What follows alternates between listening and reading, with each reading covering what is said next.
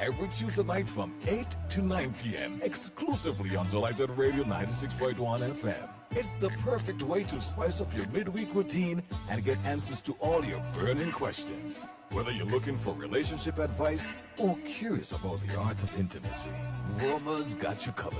Pleasure Pulse, every Tuesday night from 8 to 9 p.m.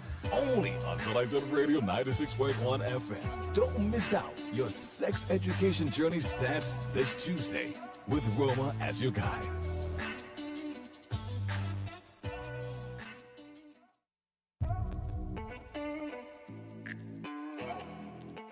Good evening, everyone. Welcome to another episode of Pleasure Pulse. I'm your host, Roma Richardson, and you're joining me on ZIZ on social media and radio.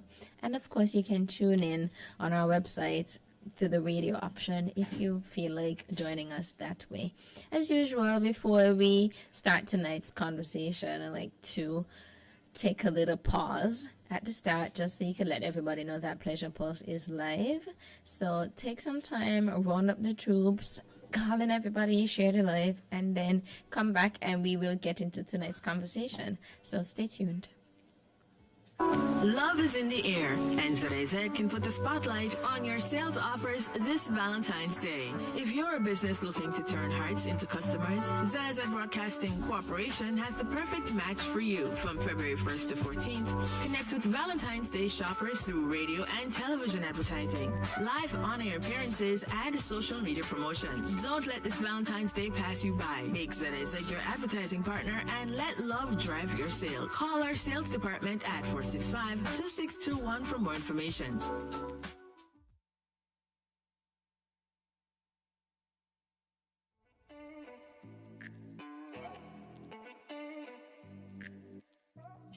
Good evening and welcome back to Pleasure Pulse. You're tuned into ZIZ 96.1 and you can find us on social media, streaming live on Facebook and on YouTube. I'm your host, Roma Richardson, and it's just me tonight. So it's me and Ario. And we're going to talk tonight kind of an inspiration from the last conversation, but diving deeper into one little part that we discussed last week that we didn't really get into, especially because it was the latter part of the show, and we were just throwing out some more of less of ideas and practices and behaviors and attitudes and perspectives that we might be leaving in 2025 and ones that we are bringing into 2026. So today I want to talk more, because we mentioned honesty as one of the things that we want to practice more this year. Tonight I want to talk about sex ed and just resetting the sex ed that we had and focusing more or talking more about introducing the option to really challenge some of the things, well, reflect on and challenge some of the things that we learned about sex ed. We learned about sex, some of the education that we learned about sex, whatever that was, and from whichever source it came. For some of us, we received formal sex education in school. For some of us, it was a lot more casual, maybe with older cousins or other family members, things we hear in passing. It could have been things that we learned from the internet, things that we learned from TV shows, from media. It could be things that we learned in church. There are so many sources that we could have received information about sex from. So I want you to reflect on where some of your major lessons, where or who or what were some of your major sources of information regarding sex, sexual activity, thoughts about sex, ways to approach sex, things that should happen, should not happen during sex, what sex is. Last year that came up very directly. What is even sex, right? So I want you to take some time to think about where you got most of your information about sex. And then we could see, start to unpack some of that and see how much of that was accurate, how much of it was helpful, how much of it still serves you, how much of it was biased, how much of it was incomplete, how much of it was based in fear. Because if we be honest, a lot of the sex ed that many of us got was based in fear. Last year we talked about last week we talked about birth rates and how the really ineffective sex education has led many people, especially around my age in my generation, to avoid pregnancy. A lot of it was fear-based, and that avoidance of pregnancy isn't necessarily always rooted in safer sex practices. Sometimes it's rooted in luck. Sometimes it's rooted in dependence on the other partner to keep everybody, safe and avoiding pregnancy, avoiding other things. So we want to create a space and share information that empowers all of us, especially people who did not receive that information or that education, but empowers us so that we can take control of our own sexual lives, because we can't put that responsibility in anybody else's hands. We best know what we want, and we best know the ways that we can keep ourselves feeling good and keep ourselves safe. So what are some things that school or wherever you got your sex ed information from left out? What are some of the things that they may have gotten wrong? What are some of the questions that you always had that people never really seemed comfortable enough to explain? Those are some of the things that you can think about going into this conversation. So the sex ed that we actually got, and I reflect, I don't know how I think about the sex ed that I got. I remember that it was mostly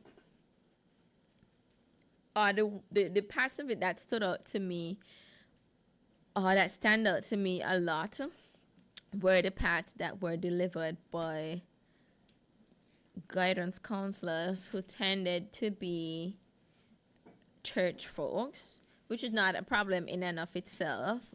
But in those instances, what happened was the sex ed was very religious based, so heavily focused on abstinence. I remember I don't know if they were mufti days or whatever it is, when we got to wear those abstinence t-shirts, and up until a few years ago I still had them. I remember a purple one we had. Those were good times, getting to not wear your uniform and wear those abstinence shirts. So very heavily focused on abstinence, very fear-based. So it was like, if you have sex, you'll get pregnant, or that was the time when there was a lot more messaging about STDs, particularly HIV. So it was a connection there.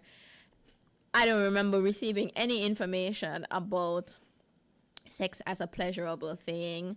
If there was any information like that, it was like a pleasurable thing if it happens within the context of marriage between two people who are committed to each other and things like that. So it was very fear-based and very religious-based. So it missed a lot when it comes to the reality of sex and the reality of why people have sex. And we're talking about all forms of sex. And I don't remember things like consent. I don't remember open discussions and useful discussions about anybody other than heterosexuals and women and men. And I don't really remember anything much about communication. I'm always intrigued when I find people around the generation who have a completely different experience in terms of the sex ed that they receive. Some of it based on, the school that they went to, some of it based on the parents that they had. But even so, like one person I know, whose mother was a nurse, always talks about how she received very like helpful and honest sex ed and was able to extend that space to her friends who also benefited from the information that her mother was sharing with her, but learning from other friends whose parents were in the same field and also didn't get the information. So a lot of it for a lot of us was kind of left to like luck and chance and information that might not have been totally accurate that we got from peers who really most of them didn't know, knew as little as we did. It's not like now, where you could have young people who have peers who are educating them about sex and sexual activity and boundaries and all of these things. You can find a lot of those folks on social media, by the way. And if you watch shows like Sex Education, the whole show is premised on a friend a student in the group who is giving sex ed to his classmates, right? And it's very hush hush. It happens in an unused bathroom space, so very secret. And I hope that people have those. Let me not say that. I hope that people have at least that, but ideally people would have open conversations, honest conversations, accurate conversations about sex. So that was some of the sex ed that a lot of people actually got. And that sex ed, very limited, very fear-based, very religious-based, as I mentioned, led us to believe in certain kinds of myths. So, for example, that you're just supposed to know how to have good sex. And that also applies with people and different partners. So, like, somebody can be, like, objectively good at sex, and they will be good at sex with everybody that they have sex with. And you're just supposed to know as opposed to learn how to do it. And an idea that talking about it will ruin the mood.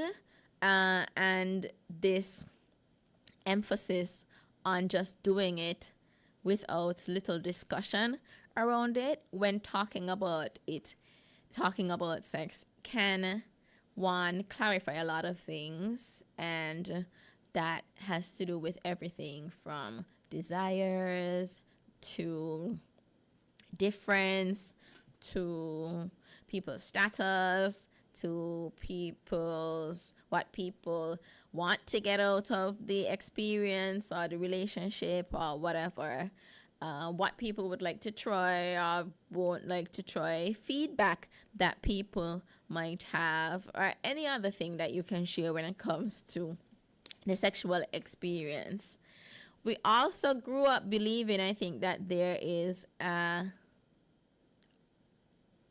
body that is normal, like there is an ideal body or there is a normal desire. So people often talk about how people's desire levels are mismatched. Like, we talk about people who have high libido and low libido, and how it is usually gendered. So they will tend to talk about how men have high sex drives or desires, and women have low ones, and so that's why men cheat and blah blah blah blah blah, all sorts of things that are not actually accurate. But yeah, this idea that you're supposed to have sex a certain, or you're supposed to desire and then therefore have sex a certain number of times in a day, a certain number of times in a week, a certain number of times in a month, particularly if you're in a relationship. But even if you're not, people have been taught that there is a certain normal when it comes to desire, or that there's a certain normal when it comes to a timeline. So I remember last year or the year before, somebody approached me about talking about late stage virgins. And, we also talked here about how virginity is a myth, right? How virginity ain't a real thing, it's a fabrication. But the idea that people who have not had sex by a certain time are not normal, and there is a standard timeline that everybody should follow when it comes to sex to be considered normal. Those are things that we were taught. So if you let's say probably I don't know, okay, for sure, if you're 30, I mean, the movie The 40-Year-Old Virgin was a thing because first of all, the person was a man, so for men it's a lot less socially acceptable to not have sex. But even if it was a woman, it would have been also kind of frowned upon.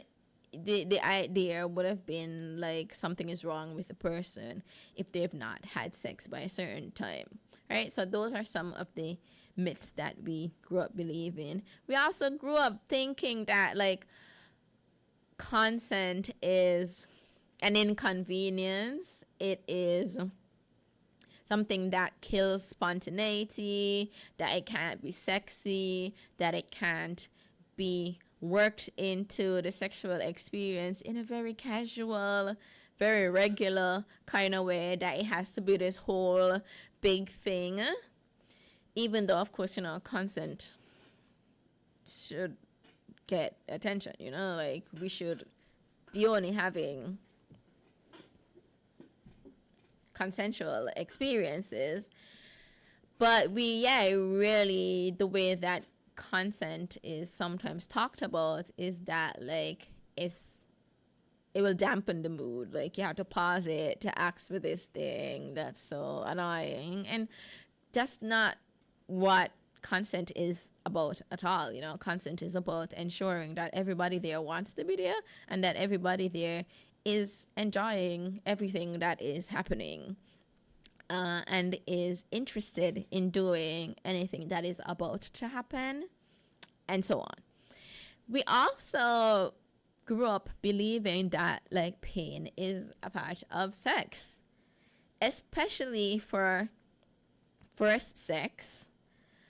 But even outside of first sex, the idea that pain just supposed to happen, as opposed to pain being an indication that something might need to get checked out, pain being an indication that perhaps we need to go slower, pain being an indication that perhaps the body isn't fully ready yet for whatever it is happening, right? All of those things, all of those kinds of pain, unless, of course, we're talking about intentional pain.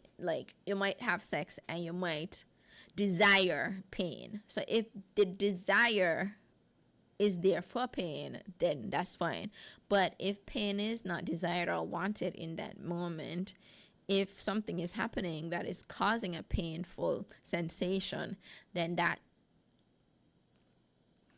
should call for a pause in whatever is happening and a slowing down, maybe a doctor's visit, especially if it is regular or frequent pain with sex. We could ask questions about these things. And I think that also kind of leads to one of the myths where it's sex is supposed to be a kind of passive thing, especially for women, that you're just on the receiving end, and whatever happens to you in that sexual experience happens to you, as opposed to happens because of you, with you as a full active participant. So we've also been taught that some people should lead sex and other people should follow in sex, as opposed to being taught to be full, autonomous, empowered human beings who have a say in how sex goes and who can determine, what happens in that sex. So I want to take a pause here so that you can think about, the sex ed that you got and some of the myths that were fueled by or created through that sex ed. So think about that a little bit, and then we come back and keep talking. Stay tuned.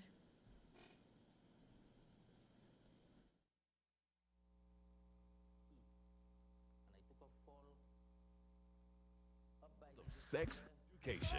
Join Roma every Tuesday night from 8 to 9 p.m. exclusively on Zolized Radio 96.1 FM. It's the perfect way to spice up your midweek routine and get answers to all your burning questions. Whether you're looking for relationship advice or curious about the art of intimacy, Roma's got you covered. Leisure Pulse, every Tuesday night from 8 to 9 p.m. Only on Zolized Radio 96.1 FM. Don't miss out. Your sex education journey starts this Tuesday with Roma as your guide.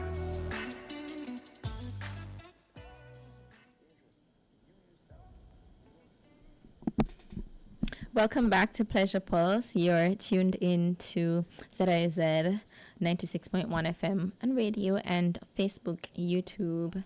And as I mentioned, you could also listen on radio, online, through browser if you're into that. So there's a lot of ways that you can tune into ZIZ. And we have been talking about things that we learned, sex ed, growing up, and how we can put a little reset on that, do a little unlearning and relearning, especially at the start of this new year, so that we could go into the year, through the year, with a lot more clarity, a lot more accurate information, and use both of those to inform how we experience sex, how we experience pleasure, how we talk about sex, how we teach about sex. Because I'm sure lots of you, might be parents. You might be parents of younger people.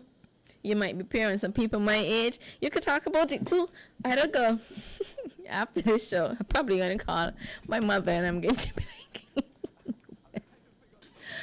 who taught you the things that you know about sex? And I've asked her that question too, about the sex ed that she received, because I'm curious about how it changed or not through the generations. And we see a lot of generational, one generation after the next, one group of people after the next, really receiving inadequate sex education, receiving inaccurate sex education, and receiving fear-based sex education, with people talking about sex in very uncomfortable ways, where you could clearly see that there's some discomfort. They ain't really too keen on answering a question about a particular thing. They make it seem like we catch them off guard, or they act like they never had sex themselves, even though we're talking about our parents. As well as this, I think, thing that people do, maybe to protect us, to protect themselves, where they shield us from the truth of a lot that happens when it comes to sex, even sexual violence, just not fully preparing us for experiences that we might have, which also means, telling us the truth about what consent is, telling us the truth about what boundaries are, so that we can protect ourselves, so that we can protect others, so that we fully understand, the situations in which we might find ourselves, and we know how to maneuver them, we know how to navigate them, we know how to ask for help, because that's also a huge part of it, right? Like, whether you choose to have sex or not, learning how to operate in different scenarios, learning how to say and stick with learning how to receive and know with grace, and humility, and all of those things.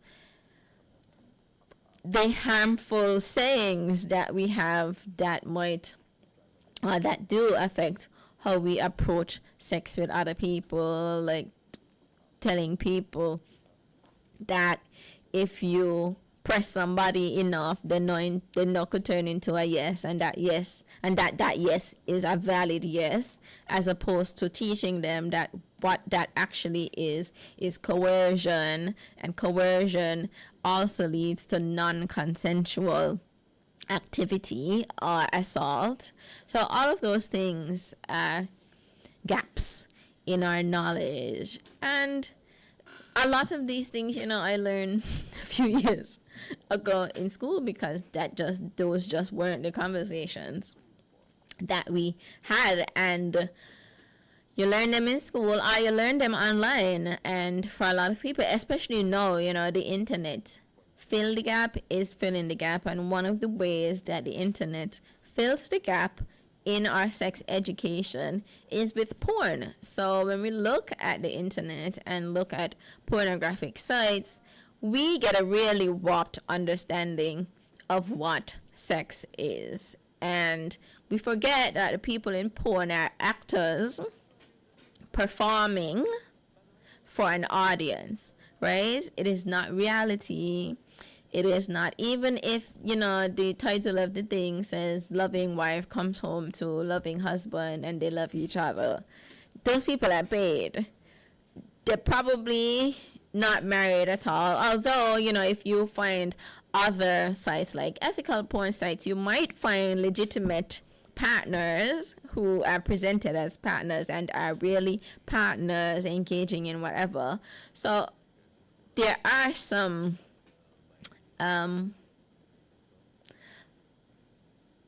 less fake porn, or there is some less fake porn that we could access. But for the most part, and if we're talking about the more popular sites, porn is a performance. It's not a reality. And added to the porn space, well, as part of this porn space too, as part of that performance, we also get a really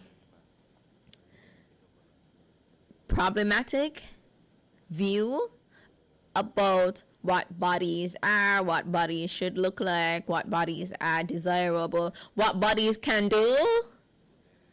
Because a lot of the things that we're watching, as we said, a performance is just like you're watching a show that one episode is taped over a few days. When you're watching porn, we're watching 5 minutes we're watching 5 hours that have been brought down into 5 minutes.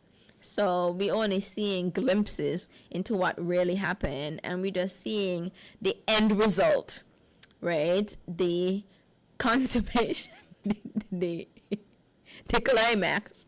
I didn't mean to use all those words, but we are seeing the high points, right? All of the best shots of all of the things they did over those 5 hours. So we're not seeing a true picture about what average bodies do and the amount of time it takes for those average bodies to do that. A lot of times we're seeing fluids, and they're not even really the fluids that they are presenting themselves to be. A lot of times we're seeing erections that seem to be lasting the whole 20 minutes or 10 minutes or whatever it is, not realizing that 10 minutes is from the 5 hours, or that 10 minutes is the result of certain enhancements and so on. And so we go into our real life sexual experiences expecting them to be just like that, when it's like, no, actually I was doing this performance for you because this is what I get paid to do. So porn is a performance, but it has, especially in filling gaps in our sex ed,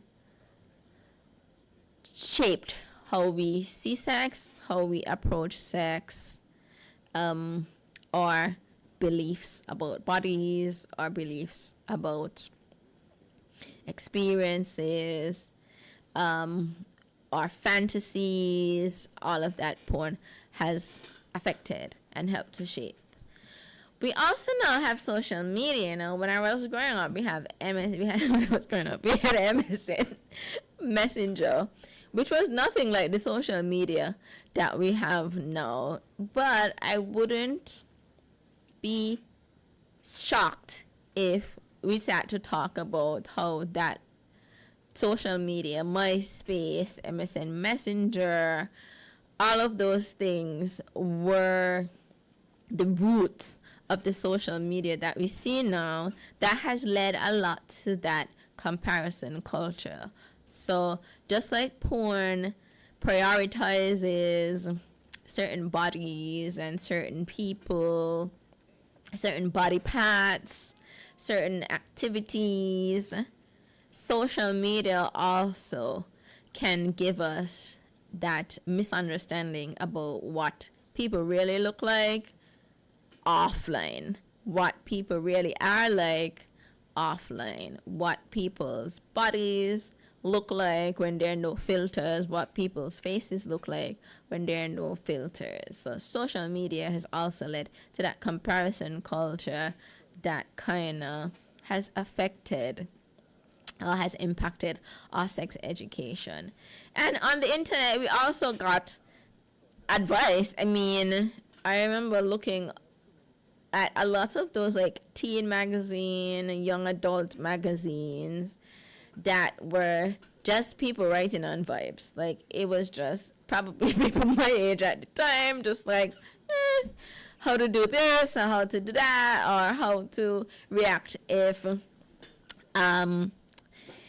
your partner breaks your heart. Like, you know, this was just like random stuff that didn't necessarily have the backing of experts, of researchers.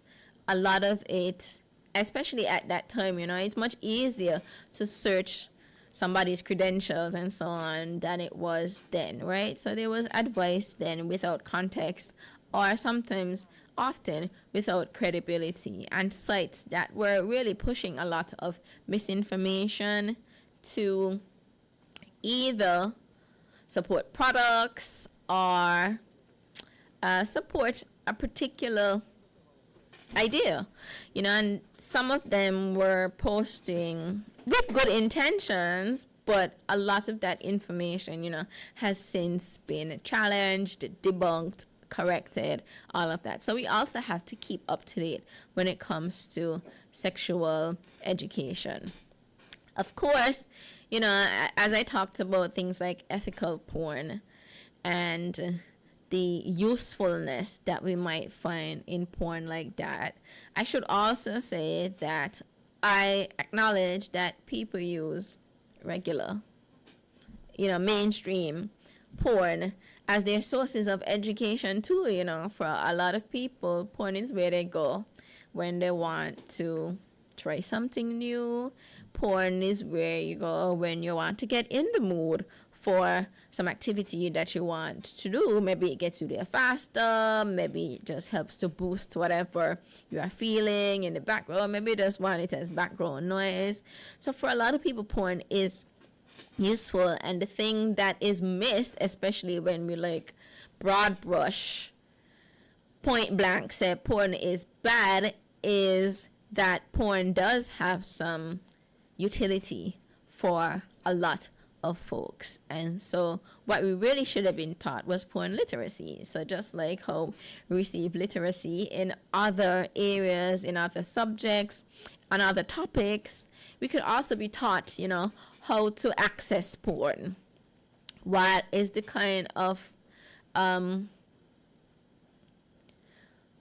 how do we understand porn? How do we interpret porn? How do we analyze porn? How do we look at something and become critical thinkers about what it is that we're seeing? How do we ask questions? How do we interrogate, you know, some of the images that we see, some of the bodies that we see? Why is it that when you're going on porn site, all you're seeing is a lot of skinny white women? Like, those are questions that we should ask. Like, who is porn made for? Well, in general, but also particular kinds of videos. Who's the target audience there, and why? Why is there so much porn that is teen gets blah, blah, blah, blah, blah, from people who are often not teens. But why is there that focus and that emphasis on somebody being 18, somebody being super young? Why is with the pigtails and the little uniform? What's with the school settings? Like, asking questions about all of that. Also teaching us, that being curious is a normal thing. So, last week when my guest and I were on this show, we were talking about Eric Jerome Dickey and getting back into erotica, right? So for some time, lots of us growing up before the internet, you had magazines, you had erotica, you had novels, and Eric Jerome Dickey was a great writer. Look in my copy, like all his books were good books and were just a sign of being curious, and that curiosity could have led to certain bodily sensations. Like, what do you do with that? The same way that, when you see a young person starting to touch themselves and they're doing it everywhere and anywhere. And when I say a young person, I mean a child, because they're curious and they realize that something about that feels good, and instead of shaming them or beating them, you talk to them and you let them know, that curiosity is normal and where it's safe to do something like that. And then you could also go into a conversation about who it's not okay, who it is not okay to have touch you, in certain places, or ask questions or things like that, but just ensuring that people understand that curiosity around their bodies is a regular part of the human experience. And of course, when it comes to the internet too, learning how to ask questions safely and where to direct our questions. So using the internet to help us learn in safe ways. So learning that it might not be a good idea to ask certain kinds of questions about sex on a public computer, right? You might want to consult something privately, or you might want to use incognito mode, or you might want to use your own computer. You definitely don't want to be accessing porn on public computers, at the library, at your school, at your work. Those kinds of things are better suited for private situations. And I have a question here, just like I asked you, what were your sources, your major sources of sex ed? Who would you say taught you more about sex? School or the internet? Or your friends, your peers, or wherever? Like, where did you receive most of your information? And of course, I mentioned this earlier, that some of the things that were missing from our sex ed information, but are absolutely necessary, are how to talk about boundaries, how to say no, and how to hear no. And I did a certification last year, and one of the sessions was focused on how to receive no. And to be honest, I have had so many conversations about how to say no that when we were talking about how to receive no, it was kind of like, how have I never thought that this is an absolutely necessary conversation? Because when we teach people, just say no, when we separate classes into boys and girls, and then we teach the girls typically only how they can say no to certain situations, certain people, certain experiences or whatever, but we never teach the other set of students how to hear that no, even though, first of all, sexual assault can happen to anybody, so everybody should learn both how to say no and how to receive a no. But I feel like there's been that missed opportunity in the how to hear and how to receive a no. hearing it with grace, I said earlier, hearing it with understanding, hearing it for what it is, because sometimes we might hear, I'm not interested in this, but I'm very interested in this other thing. Like, there should be some value in that, as well as it might be a flat out no. It also might not be an oral no. It could be a body language no. It could be an inebriated, well, if it's inebriated or drunk, it's definitely a no. And that's an asterisk here, you know, yeah. Because people might choose to have not sober sex, as in people might, while they're sober, choose to have not sober sex.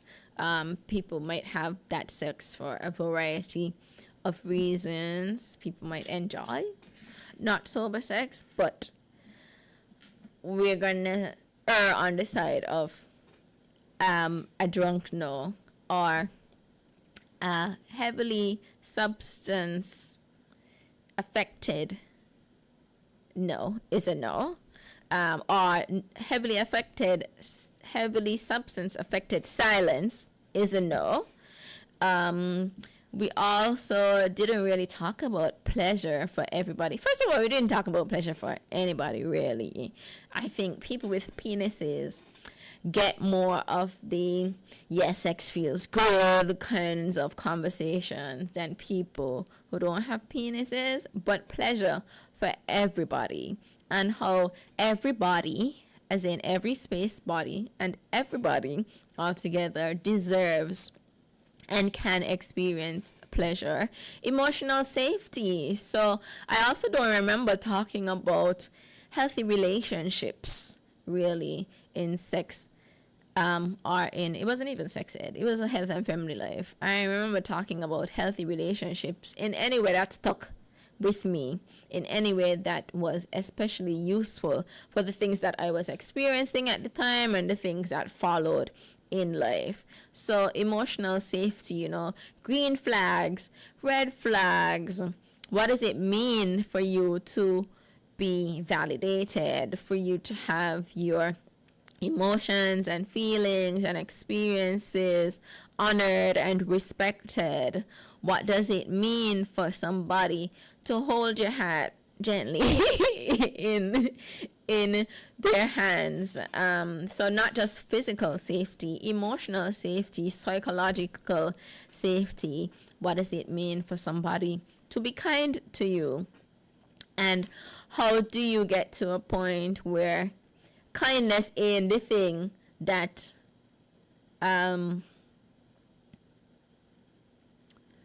encourages you to pursue somebody? So there is also the way that we have these bare minimums, and how our bare minimums are also affected by the education and information that we received or didn't receive. So that kindness, while it should be the bare minimum, is seen as like an alpha male trait. Okay, not alpha male, you know, a desired partner trait, as opposed to, yeah, people are just kind and that's just baseline, and then what else are you beyond kind? Things like aftercare, reassurance, checking in were also not part of those conversations. Well, certainly if we ain't talking about sex in the first place, we definitely ain't talking about after sex. And we didn't even talk about really alternatives. So if people are thinking that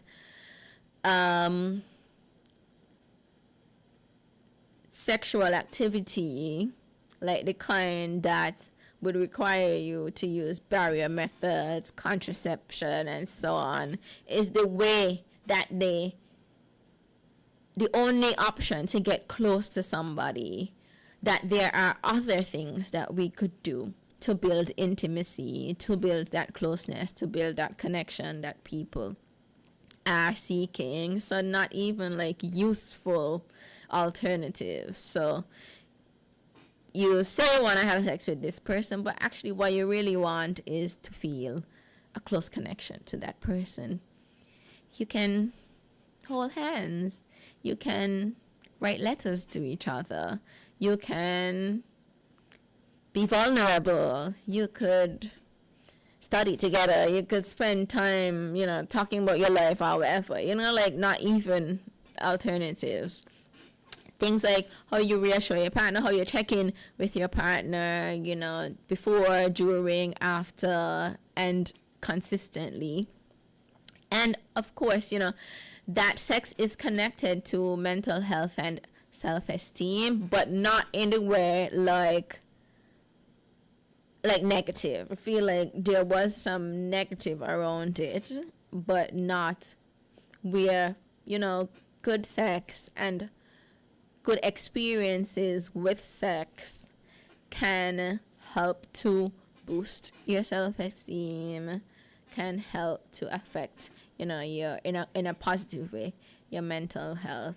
And of course, like there's also another big thing that we received in our sex education, formal or informal, shame. There's so much shame around sex, around talking about sex, around having sex, which is why we don't talk about it anyway. To be like me here talking about it. But shame around our bodies, shame around our desires, shame around our curiosity, around our interests, shame around our relationships, shame around the things that we want, the people that we want, especially if we come from certain backgrounds, our culture, our peers, this emphasis on silence, all of those things, have taught us to be shameful when it comes to sex. We don't talk casually like on the road about certain kinds of things, but to tell us, sit down and have a serious conversation. And when I say serious, I don't mean void of humor, but I mean serious as in honest, truthful, more than 5 minutes. To tell us to do that with our partner, our partners, our parents, our children. There's so much shame that will show up, is likely to show up in conversations like that.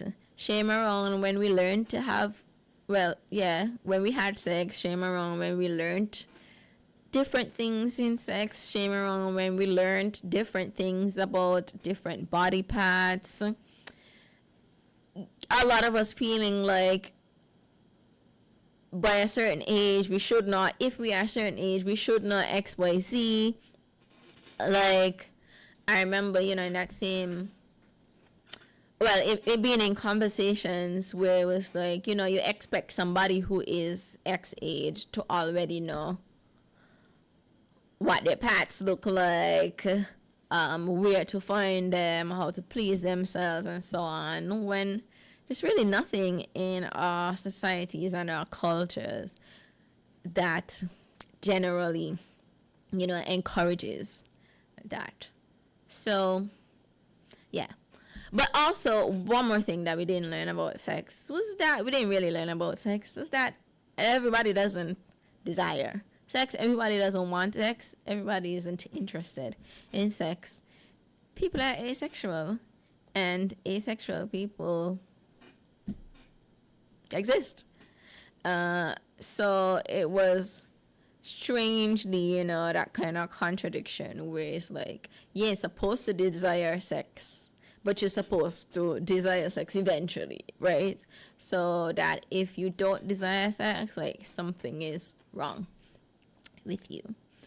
So those were some of my thoughts when it comes to the sex ed we received and how we can put a pin in that and start to learn differently, start to expose ourselves to other sources of information, other pieces of information that are really there to help us to fully experience the sex that we do have, if we have sex, if we choose to have sex, and how we can create fulfilling and pleasurable lives with sex or without sex, how we can be fully in control of our bodies and the decisions, or as much as possible, given what is happening globally with people's rights, but as much as we can,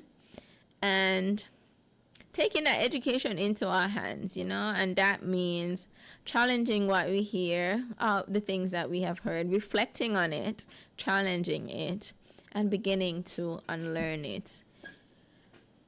Filling our gaps with useful information, replacing the old information that doesn't really serve us anymore with information that is better suited for our realities now and for our experiences now and the experiences that we want to have. That means more honesty, that means more openness, that means more communication with ourselves and with our partners.